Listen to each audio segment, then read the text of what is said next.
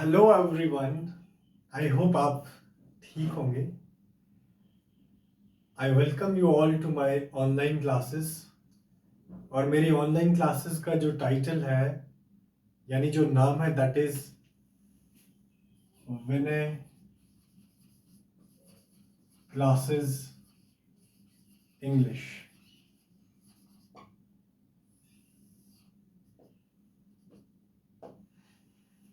Title पे ज्यादा time waste ना करते हुए let me come to the point.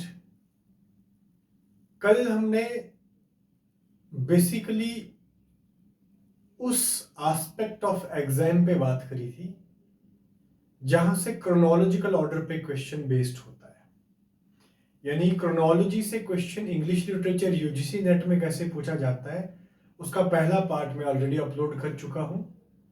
और उस पार्ट के अंदर मैंने क्रोनोलॉजिकल ऑर्डर पे फोकस किया है कि क्रोनोलॉजिकल सेंस में जो डिफरेंट टाइम पीरियड से इंग्लिश लिटरेचर के उनका सीक्वेंशियल ऑर्डर क्या है। और इससे पहले मैं बात कर चुका हूं कि लिटरेचर को पढ़ना कैसे है और लिटरेचर का मतलब क्या होता है। तो let me come directly to the point कि लास्ट क्लास में हमने न्यू क्लासिकल एज तक पढ़ा था। न्यू क्लासिकल एज यानी इस एज को आप ऑगस्टन एज भी कहते हैं और सूडो क्लासिकल भी कहते हैं। और अगर इस एज से पहले वाली एज की बात करें हम तो वो है आपकी रेस्टोरेशन एज। जैसे कि लास्ट क्लास में मैंने बात आपसे करी थी कि रेस्टोरेशन एज में ये क्वेश्चन बहुत फ्रीक्वेंट आस्क्ड है कि व्हाट थिंग वाज रिस्टोर्ड, किस चीज को रिस्टोर किया गया था। तो मोनार्की वाज रिस्टोर्ड। ये क्वेश्चन यूजीसी नेट में पहले पूछा हुआ है। इसके इमीडिएट बाद जो आपकी एज है वो न्यू क्लासिकल है जिसको आप ऑगस्टन एज भी कहते हैं, सूडो क्लासिकल एज भी कहते हैं। तो चांसेस स्लिम चांसेस रहते हैं कि आपको ऑल्टरनेटिव एजेस का क्वेश्चन पूछा जा सकता है। जैसे कि अब न्यू क्लासिकल एज को ऑगस्टन एज कहते हैं, सूडो क्लासिकल कहते हैं। थोड़ा सा इस पे हम रोशनी डालेंगे। न्यू का मतलब न्यू होता है और क्लासिकल का मतलब क्या होता है। क्लासिकल आपको पता है कि जैसे रोम का कल्चर है, इटली का कल्चर है, ग्रीक का कल्चर है, these all cultures are the part of classical cultures. यानी रेस्टोरेशन एज के बाद जो एज रिएक्शन में आई वो न्यू क्लासिकल थी। और न्यू क्लासिकल एज में राइटर्स ने एक नीड फेल्ट करी कि हमें फिर से एक बार क्लासिकल राइटर्स को फॉलो करना चाहिए जिसमें आपके होमर हैं, सोफोक्लीज हैं, वर्जिल हैं, सो ऑन एंड सो फॉर्थ। उनको हम कॉपी करेंगे, इमिटेट करेंगे, लेकिन एक न्यू वे में करेंगे। ऑगस्टन एज इसलिए कहा जाता है क्योंकि this age is based on the name of king Augustus. Pseudo classical and new classical is one and the same thing. इसके बाद जो क्रोनोलॉजिकल ऑर्डर में एज आती है that is pre romantic. Pre romantic age, right. Pre romantic age एक ऐसी age थी, it was basically the blend of imagination and logic. आप इसको इस तरीके से भी कह सकते हैं कि प्री रोमांटिक एज एक ऐसी एज लिटरेचर के अंदर हुई है, it was popularly called as the connecting bridge between new classical and romantic age, right. तो प्री रोमांटिक एज एक ऐसी एज है, इसमें it was mixture of logic and imagination. अगर आप राइटर्स की बात करें तो प्री रोमांटिक में आपका सबसे फेवरेट और सबसे फ्रीक्वेंट आस्क्ड राइटर जो यूजीसी नेट में एग्जाम में पूछा जाता है, he is Blake, I mean William Blake. William Blake जो है वो फ्रीक्वेंट आस्क्ड राइटर है आपके प्री रोमांटिक एज का। इसके अलावा अगर यहां से कोई क्वेश्चन पूछा जाता है तो थॉमस ग्रे, यानी आपको टॉमस ग्रे भी कहते हैं, इनकी एक पोम है elegy written in country churchyard, right. उसकी डिटेल में हम बाद में बात करेंगे। अगर न्यू क्लासिकल की बात करें हम तो न्यू क्लासिकल में आपके पोप सबसे इंपॉर्टेंट राइटर है। उसके बाद जोनाथन स्विफ्ट आपके बहुत इंपॉर्टेंट राइटर है, एटसेट्रा। जब हम इन एजेस को क्रोनोलॉजी के अलावा डिटेल में पढ़ेंगे उस डिटेल में मैं आपको इन राइटर्स के बारे में डिटेल में बात करूंगा, कौन सी एज से बिलोंग करते हैं, इस एज के अंदर कौन सी प्रोमिनेंट लिटरेरी मूवमेंट थी, और right so on and so forth. Pre romantic के बाद अगर आप बात करें तो रोमांटिक एज आपकी बहुत इंपॉर्टेंट एज है, और रोमांटिक एज से फर्स्ट एंड फॉरमोस्ट आपका जो क्वेश्चन बनता है वो टाइम पीरियड से बनता है। तो टाइम पीरियड इसका क्या था, 1798 टू 1832 और 37।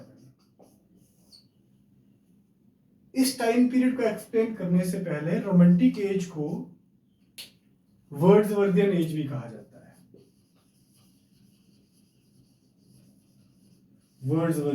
वर्ड्सवर्थियन एज इसलिए कहा जाता है क्योंकि रोमांटिक एज के सबसे प्रोमिनेंट राइटर जो थे वो आपके कौन थे, William Wordsworth. Alright, that's why romantic age is sometimes alternatively called age Wordsworthian age. अब इन दो डेट्स की अगर हम बात करें लिटरेचर के अंदर तो इनमें से क्वेश्चन हमेशा पूछा जाता है। अब 1798 की बात करें तो रोमांटिक एज का सबसे इंपॉर्टेंट टेक्स्ट 1798 में पब्लिश हुआ है, उस टेक्स्ट का नाम है lyrical ballads.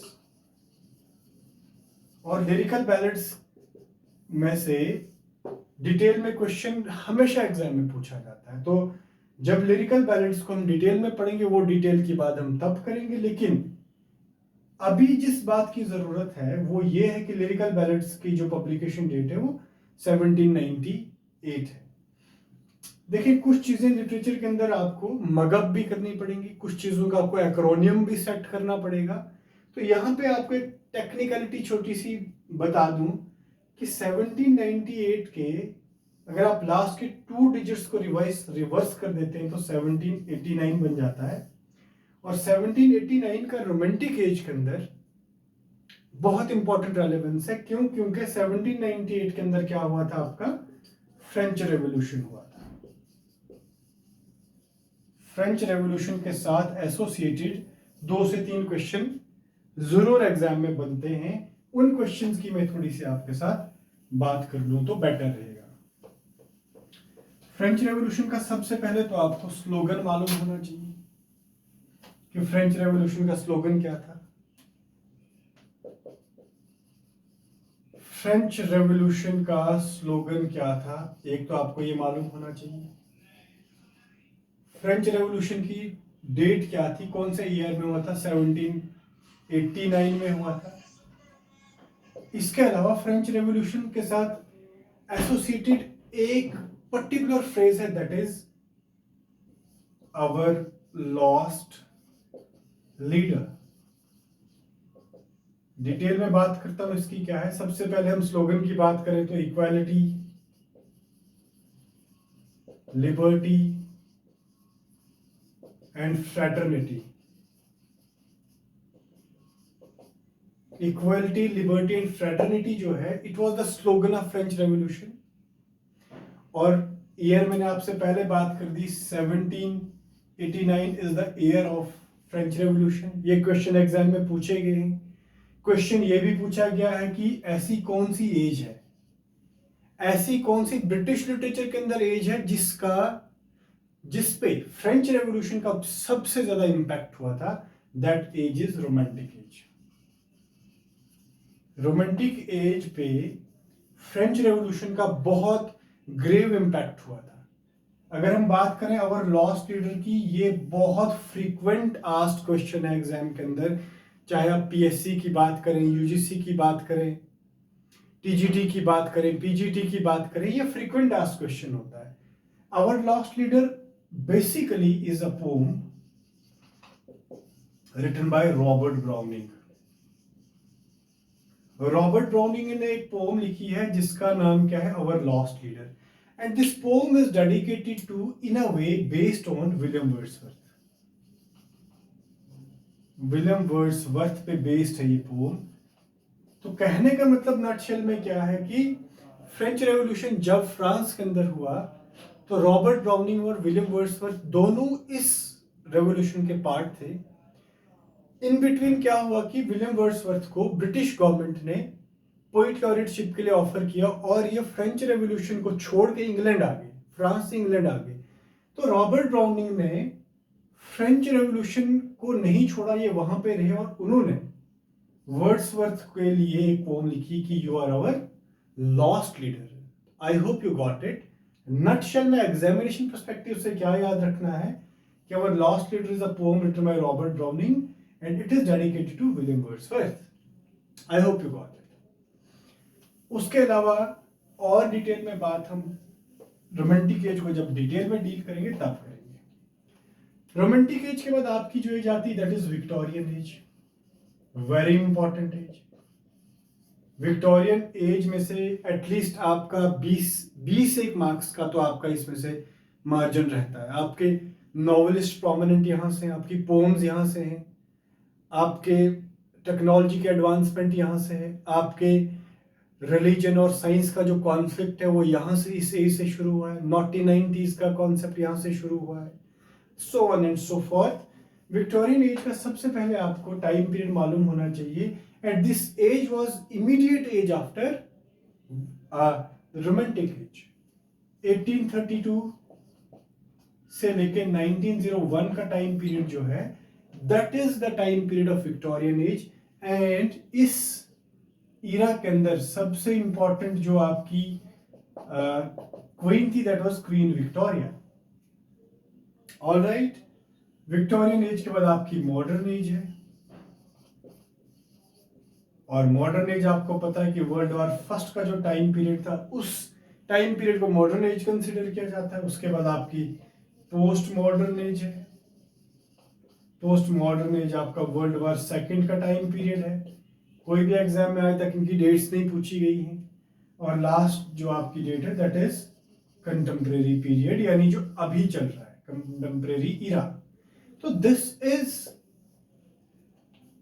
a set chronology of the ages of British era. All right? अब लास्ट पे मैं एक बार फिर से सारी एजेस का क्रोनोलॉजिकल ऑर्डर आपके लिए लिख रहा हूं और लिखने के बाद ये बात जरूर बताऊंगा कि किस किस एज में आपको डेट्स याद रखने की जरूरत है। एज यू नो आपकी जो पहली एज है that is Anglo Saxon,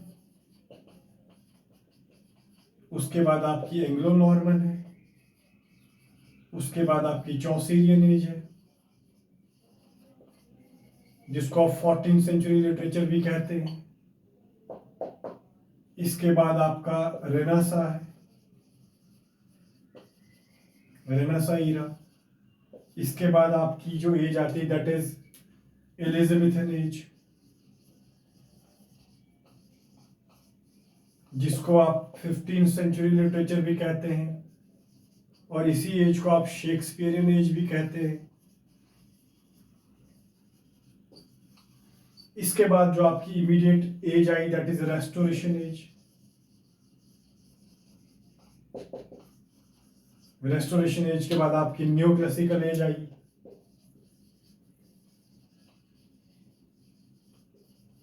new classical के बाद आपकी प्री रोमांटिक एज आई। प्री रोमांटिक के बाद आपकी रोमांटिक एज आई। रोमांटिक एज के बाद आपकी विक्टोरियन एज आई। विक्टोरियन एज के बाद आपकी मॉडर्न एज आई।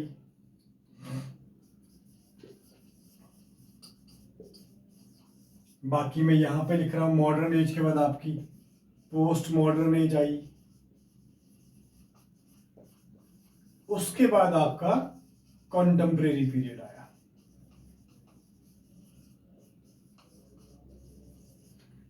इस सारे क्रोनोलॉजिकल ऑर्डर में आपको एलिजाबेथन एज का टाइम पीरियड मालूम होना चाहिए। एलिजाबेथन एज का टाइम पीरियड जो है दैट इज 1558 टू 1603। आपकी रोमांटिक एज का टाइम पीरियड आपको मालूम होना चाहिए 1798 टू 1832 और 37। विक्टोरियन एज का आपको टाइम पीरियड मालूम होना चाहिए 1832 टू 1901। बाकी एजेस का डेट्स वगैरह एग्जाम में बहुत लेस आस्क्ड है, बहुत कम पूछा जाता है। तो आई होप क्रोनोलॉजी आपको क्लियर हो गई होगी क्योंकि क्रोनोलॉजी से आपके डिफरेंट टाइप के क्वेश्चंस पूछे जाते हैं। क्रोनोलॉजी में से सबसे पहले तो आपको ये मालूम होना चाहिए कि क्रोनोलॉजिकल ऑर्डर क्या है। उसके बाद आपके वर्क बेस्ड क्वेश्चन पूछे जा सकते हैं, आपके मूवमेंट बेस्ड क्वेश्चन पूछे जा सकते हैं, आपके राइटर बेस्ड क्वेश्चन पूछे जा सकते हैं। तो क्रोनोलॉजी को पढ़ने के साथ साथ आपको ये सारी चीज़ें ध्यान में रखते हुए आगे चलना है। वो सारी चीज़ें मैं आपसे क्लास में डिस्कस करने वाला हूँ। जैसे जैसे हम एक एक राइटर को डील करेंगे उसी तरीके से हम क्रोनोलॉजी को भी डील करने वाले हैं। अब देखें, क्योंकि हमारे पास समय बहुत कम है, तो सबसे पहले जो मेरा आइडिया है वो ये है कि हम मोस्ट फ्रीक्वेंट आस्क राइटर्स को डील करेंगे, राइट। और आने वाले समय में मैं एक और वीडियो अपलोड करूंगा जिसमें मैं ये बात ज़रूर कहूँगा कि मेरी जो यूजीसी नेट की जर्नी थी वो कैसी रही, जेके सेट की जर्नी कैसी रही, पीएचडी की जर्नी कैसे चल रही है, पीएचडी का एंट्रेंस को मैंने कैसे क्वालिफाई किया, वो सारी स्ट्रेटेजी मैं आपके साथ डील करूंगा, सो दैट आपको वो स्ट्रेटेजी कहीं ना कहीं जो है वो आपकी यूजीसी नेट की जर्नी को इजी करे। क्योंकि यूजीसी नेट इंग्लिश का इतना भी आसान नहीं है, इसके लिए पढ़ना पड़ेगा, बहुत पढ़ना पड़ेगा और एबल गाइडेंस के अंदर पढ़ना पड़ेगा। आप एब्रप्टली नहीं पढ़ सकते हो, आप नॉलेज गेन करेंगे लेकिन आप एग्जाम क्वालिफाई नहीं करेंगे। इसलिए ये मेरा प्रयास है, ये मेरा एफर्ट रहेगा कि मैं आपको यूजीसी नेट इंग्लिश जून के लिए प्रिपेयर करूं। I hope you got it. Thank you, bye bye, take care.